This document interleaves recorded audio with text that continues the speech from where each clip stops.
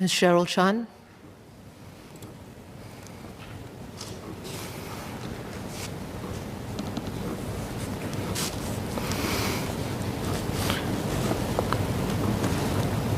Madam Chair, may I have your permission to take all three cards together? Yes, please. Thank you.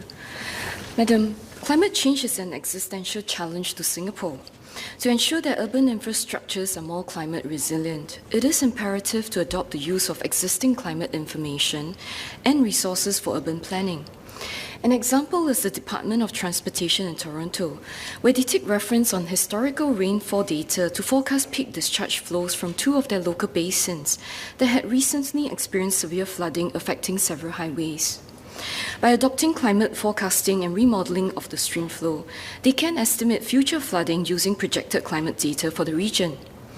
This revised forecast would then compare to asset inventory, allowing analysis of all transportation infrastructures. This enabled the department to identify at-risk roads, bridges, and other infrastructure, and include design elements to reduce their vulnerability to future flooding. The same applies to our infrastructural goal towards electrification of vehicles. The conversion rate is highly dependent on public education, access to charging infrastructure, comparable cost, and more choices of alternative vehicles. There is also a need for stronger public-private partnership to establish the full infrastructure on an expedited basis. Recently, the government shared that our sustainability measures will include nature-based solutions. Can I ask, what are these solutions and how will we support research and development in this area? For building designs with lower carbon emissions and for sustainable maintenance, we should incorporate innovative design solutions. In Singapore's tropical weather, the strong rain, wind, and sun will have impact on the HDB flats and commercial buildings. Let's take an example, the Marco Polo Tower in Hamburg. Each floor of the apartment building is turned a few degrees away from the one below, around an axis, which allows for recessed facades that protects residents from direct sun and negates the need for heavy usage of air conditioning. Another notable green feature of this development is the inclusion of heat exchanger on the roof that turns warm air into a cooling system, and natural ventilation that implies residents can sleep soundly without being disturbed by external noise. Another example is the Shanghai Tower, the world's second tallest building. It is also architecturally sustainable in design. There is a transparent second skin wrapped around the building, creating a buffer of captured air that serves as natural ventilation, thus reducing the energy cost. 270 wind turbines are also incorporated into the facade to power its exterior lights. Thanks to measures like this, the tower uses significantly less power than other skyscrapers and has a Platinum LEED certification. Will the ministry legislate the requirement for future public or private developments to align with certain sustainability guidelines in the design process? At COS 2020, it was announced that various stakeholders will be invited to co-create the next edition of Green Building Master Plan. Can the ministry provide an update on this? As we move towards sustainability, there is also a need to ensure our food security supply. This means we need to integrate creative ways of farming in our urban landscape to address the food demand under land scarce condition. From repurposing rooftop of multi-story car parks, urban farming buildings to agri-farm cluster, there are certainly ways to raise awareness about our security needs and integrate investments. We should do more to encourage Singaporeans and local companies to be a part of this effort. Besides companies, I believe that more can be done on an individual level. We can actually begin by changing our habits and focusing on reduction of energy usage, increase the amount of conservation and upcycling. MPark's Gardening with Edibles initiative during the circuit breaker was well received, with many still continuing this labour of love for plants and edibles at their home or in the community.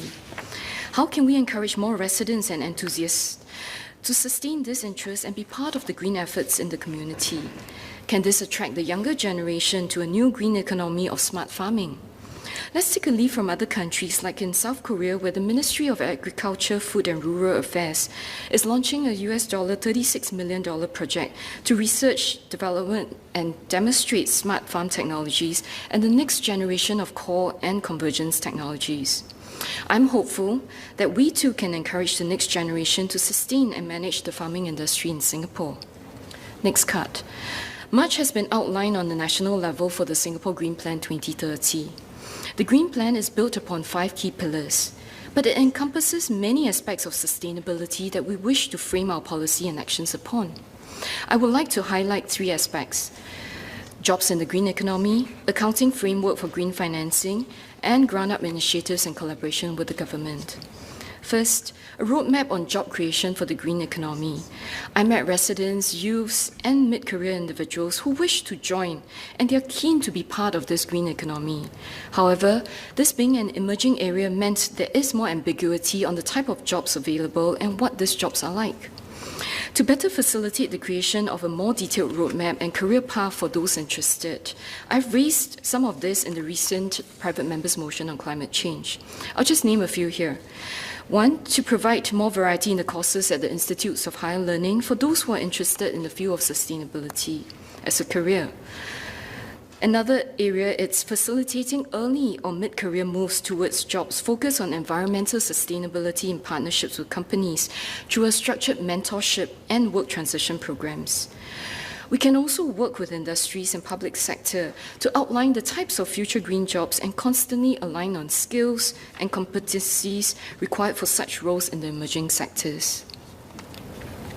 Second, to standardize the accounting standards framework to further grow the green finance. Singapore has already made huge inroads in green finance and is considered the leader in ASEAN. How can we further grow this sector and seize the future opportunities? Locally, having a standardized accounting framework would better enable meaningful interpretation and comparison of emissions, as well as allowing for greater transparency of these green investments. In the Green Finance Position Paper 2020 by Eurochamp Singapore and Accenture, the paper also concurred on the benefits of having a standardized accounting standards framework for the region in further growing the green finance sector for ASEAN.